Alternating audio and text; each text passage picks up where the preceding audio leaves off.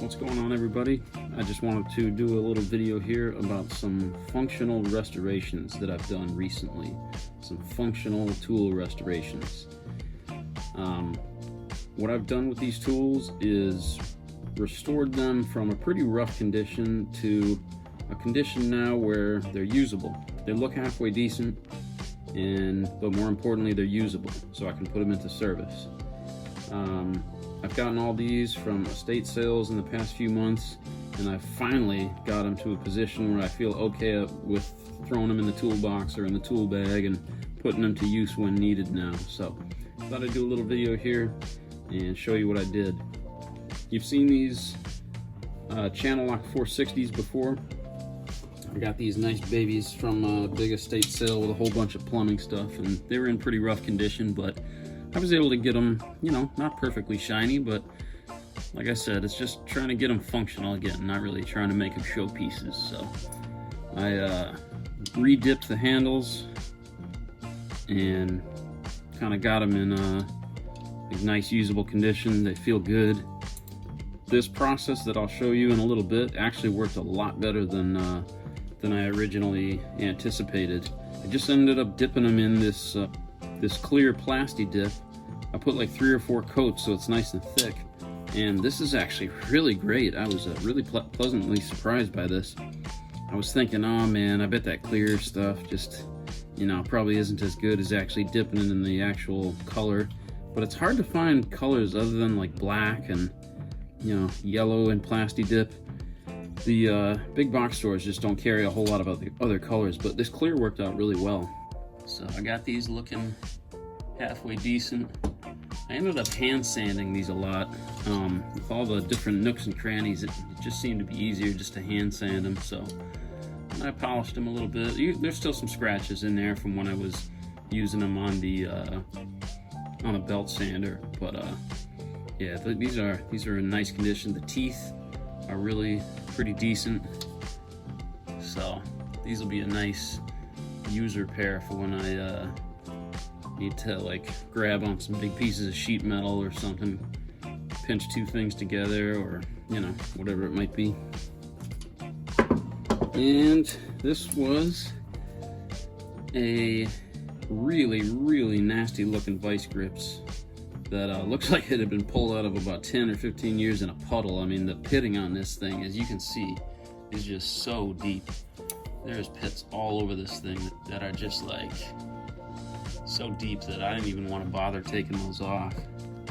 So I just gave this a real rough sanding just to get down what I could, and then kind of smoothed it out a little bit. Got all the rust out of there. I used a file to aggressively reprofile those jaws, so those jaws are looking real nice now. So yeah, this will be a great user pair. You know, anytime you can restore these old Petersen Vise Grips, USA made Vise Grips, it's nice. So I'm happy with that, even though it's still a very ugly pliers. It'll definitely fulfill its purpose if I ever need it for like welding or just something where it's gonna get real nasty and banged around.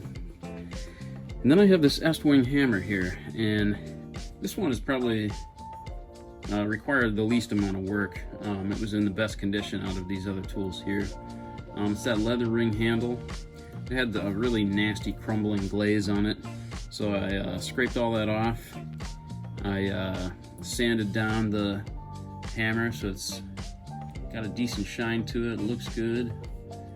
And for the handle, I actually so I just scraped it down and sanded it a little bit, and then I accidentally got a bunch of WD-40 on it, and I was sitting there looking at it and I'm like, you know what, screw it, I'm just gonna soak this leather ring in WD-40 and see how that looks.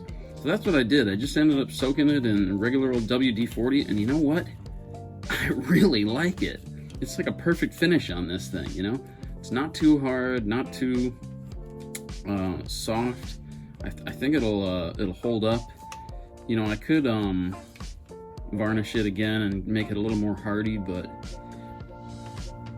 I kind of like it the way it is. It's got just the right amount of feel. And this hammer actually served me really well. In my small service bag, I usually just carry a small tack hammer, just to pound in, like, you know, I'm usually not hammering down big, like 16 penny nails. It's just little tacks that I have to put into furniture and whatnot. But the other day I was actually, I was nailing the back on a piece of furniture, just like the veneer backing on some Wayfair furniture, and I accidentally I missed the nail, and I put the hammer right through the back of that veneer, and with the square face on that hammer so small, boom, it just went right through it. So I'm actually going to replace that hammer with one that's got a regular, like, larger round face, so that hopefully that doesn't happen again. And this Estwing right here is going to go in my bag. It's nice and short, so it'll fit in that TP4B that I use without, like, sticking too far out. So this will be a great user hammer. So I'm gonna switch over to some of the restoration footage that I have from these tools, and we can watch a little functional restoration show.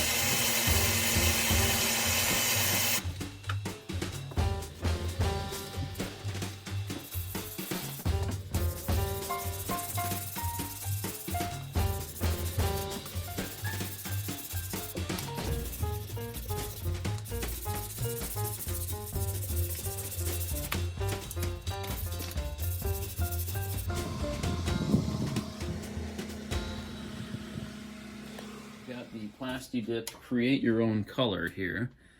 I'm going to pop this can open and see what sort of can of worms we got in here. It's literally just a clear liquid inside.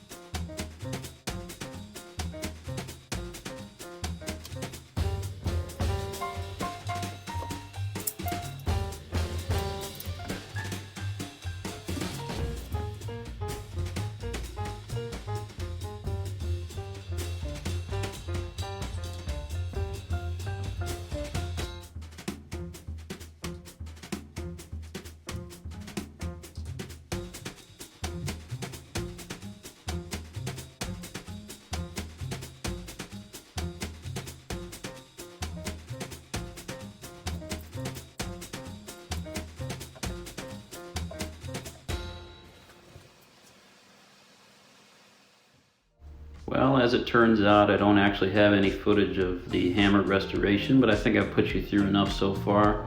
Thank you everybody for watching. I hope you enjoyed everything, and we'll catch you next time.